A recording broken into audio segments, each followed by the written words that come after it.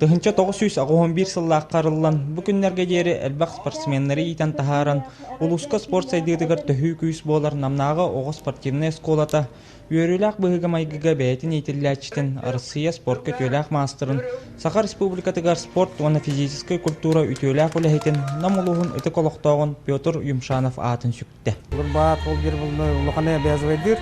Бу школа өппелелен каян токтан уже персональный эпетлес тук барата бар булакта оны бу дойду наммыт спортда колор үлелилерге неме тренерлерге колорлуган стимул болду. Беле күнгө агардатыллаах улус жахалтатын республика спорттун министерствотун берестебитиллери, иртүмен государственный төмсүү депутаттары, оскола вернячилери, выпускниктары, оны тәңге Россия спортка төләк мастера, көңүл тустууга Россия талыллы командатын тренера Хаджимурат Магомедов ылжыттатылар.